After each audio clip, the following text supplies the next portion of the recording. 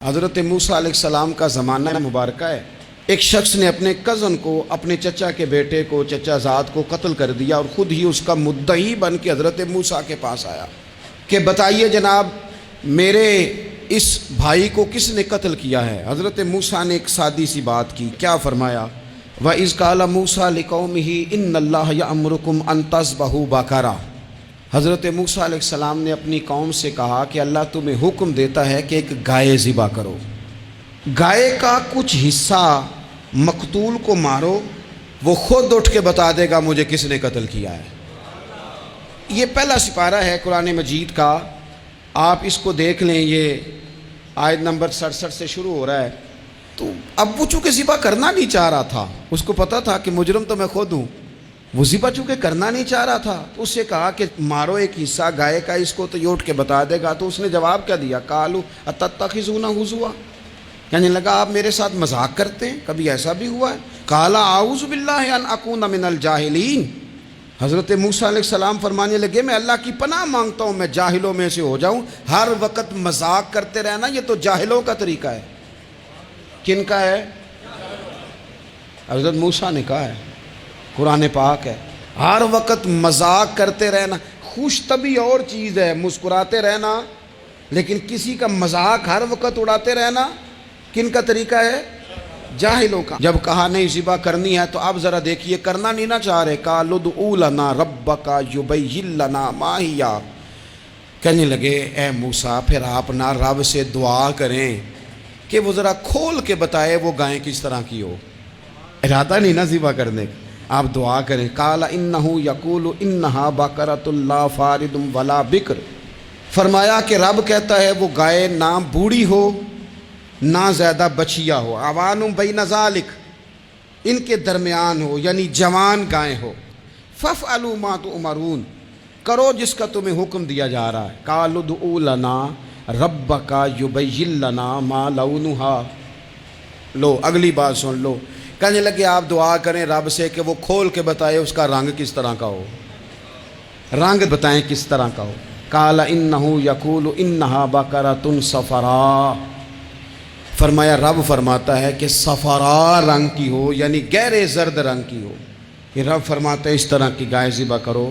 فاقع لونھا تسر الناظرین، اور جب کوئی اسے دیکھے تو اسے اچھا بھی لگے، آنکھوں کو اچھی لگے وہ گائے، اس طرح کی گائیں ذبح کرو۔ لو اتنی باتیں بتا دی۔ قالوا ادع لنا ربک یبین لنا ما ہی، کہنے لگے نہیں آپ پھر دعا کریں اللہ ذرا کھول کے بتائے گائیں کس طرح کی ہو۔ ان البقرہ تشابہ علینا، ہمیں ذرا گائیں پر شبہ پڑ گیا ہے کس طرح کی ذبح کرنی چاہیے۔ وَإِنَّا انشاءاللہ لمہتدون، اگر اللہ نے چاہا تو ضرور ہم ہدایت پا جائیں گے۔ پھر اللہ تعالیٰ نے فرمایا کہ قال انہ یقول انہا بقرۃ لا ذلول تثیر الارض، گائیں اس طرح کی ہو کہ وہ کبھی کھیتی میں نہ چلائی گئی ہو، یعنی اس کو کبھی کام نہ اس سے لیا گیا ہو۔ بیل کو لوگ لگاتے تھے نا، جو کام آج ٹریکٹر سے لیا جاتا ہے وہ گائے بیل سے لیا جاتا تھا، تو وہ کھیتی باڑی کے کام نہ اس کو لگایا گیا ہو۔ ولا تسقی الحرث، اور نہ اس سے پانی نکالا گیا ہو، نہ کھیت چلانے ہل چلانے میں لگائی گئی ہو، اور وہ جو کنواں ہوتا تھا جس کے گرد گائیں گھومتی تھی، تو کہا وہ بھی کام اس نے نہ کیا ہو گائے نے۔ مسلمۃ لا شیۃ فیہا، وہ ہر عیب سے پاک ہونی چاہیے۔ قالوا الآن جئت بالحق، اب کہنے لگے اب آپ صحیح بات لے کے آئے، اب سوال ختم ہو گئے نا، کہنے لگے اب آپ بات فذبحوہا، انہوں نے ذبح کر دی۔ وما کادوا یفعلون، پر ایسا کرتے نظر آتے، لگتا نہیں تھا کریں گے ذبح پر ذبح۔ اچھا یہ گائیں پھر ملی کیسے؟ امام خازن کہتے ہیں کہ ایک نیک آدمی تھا، تو اس کا آخری وقت آ گیا تو اس کے پاس جو کل جمع پونجی تھی وہ ایک بچیا تھی، گائیں کی بچی، بچیا ویڑی، اس کے پاس وہ ایک بچیا تھی صرف۔ تو اس نے اس طرح کیا کہ اس کی گردن پر ایک مہر لگائی، اللہ کے نام پر بطور امانت اس نے اس کو جنگل میں چھوڑا، کہا یا اللہ میرا بیٹا ایک ہی ہے وہ بھی چھوٹا ہے، اس کی حفاظت کرنا اور میرے بیٹے کو پہنچا دینا۔ بچہ بالغ ہو گیا، اس کی ماں نے کہا بیٹا جو امانتیں رب کے پاس رکھوائی جائیں نا ان میں خیانتیں نہیں ہوا کرتی، جا کے جنگل میں آواز دے تیری گائے واپس آ جائے گی۔ اس نے جا کے جنگل میں آواز دی کہ وہ جو میرے باپ نے امانت رکھوائی تھی وہ کدھر ہے؟ وہ نشان لگی ہوئی گائیں دوڑتی ہوئی اس کے پاس آئی۔ واللہ خیر الرازقین، جب رب بندوبست کرے، جب اللہ بندوبست کرے تو پھر معاملہ اور ہوتا ہے۔ وہ گائے آ گئی۔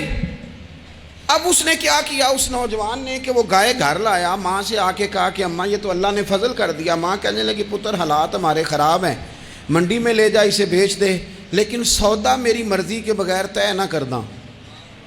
کس کی مرضی کے بغیر؟ کس کی؟ اماں کی مرضی۔ اور سنو یار، تھے کچھ لوگ جن کو لوگوں نے تانے بھی دیے کہ تم ماں کے پیچھے لگ گیا ہے، لوگوں نے بڑا کچھ کہا، پر جو ماں کی مرضی پہ لگیں ناکام نہیں ہوتے زندگی میں۔ یہ دیکھو ماں کی مرضی پہ لگا۔ اس کی قیمت کتنی تھی گائے کی؟ بڑی مہنگی تھی، پر 3 دینار کی تھی۔ منڈی میں لے گیا، 3 دینار اس کی قیمت لگ گئی۔ تو ماں نے کہا تھا میری مرضی کے بغیر سودا نہ کرنا۔ اب بچے تو نہیں نہ مانتے، اماں کو کیا پتا بار بزنس کیا ہے، لین دین کیا ہے، پر ماں نے کہا تھا میری مرضی۔ بندہ دے رہا ہے اسے 3 دینار، اس نے کہا جی میں نے طے تب کرنا ہے، ڈن تب کرنا ہے، پہلے اماں سے پوچھنا ہے۔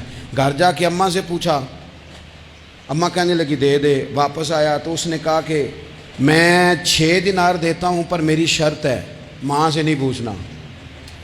اس نے کہا تو 12 بھی دے، ڈن تب بھی ہونا ہے جب اماں نے کہنا ہے۔ وہ جب اس طرح کی اس نے گفتگو کی، واپس اپنی والدہ کے پاس گئے، کہنے لگے اماں سمجھ نہیں آتی، 3 دینار کی گائیں بندہ 12 میں خریدنے کو تیار ہے، شرط لگاتا ہے کہ اماں سے نہیں پوچھنا۔ تو والدہ کہنے لگی پتر پہلے اس سے جا کے پوچھ کیا وہ ہے کون؟ یہ کوئی روحانی معاملہ ہے، کوئی غیبی مدد ہے، پوچھ۔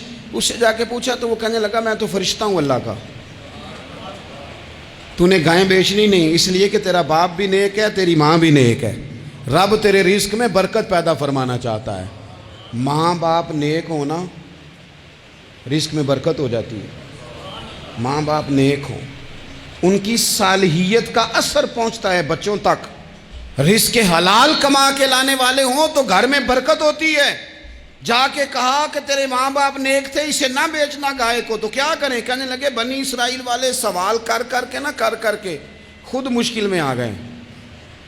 اب وہ ایسی گائے جو جوان بھی ہو، یہاں تو ہر غریب آدمی اپنی گائیں یہاں لگا دیتا ہے، کھیتی باڑی میں یہاں لگا دیتا ہے، کنویں میں پانی نکالنے میں، تو یہاں تو ہر ایک کی گائیں، تو ایسی گائیں جس کا رنگ بھی اتنا پیارا ہو، زیادہ بوڑھی زیادہ بچی بھی نہ ہو، اور ابھی تک کھیت میں بھی نہ لگی ہو، وہ سوائے تیرے کہیں نہیں ہے۔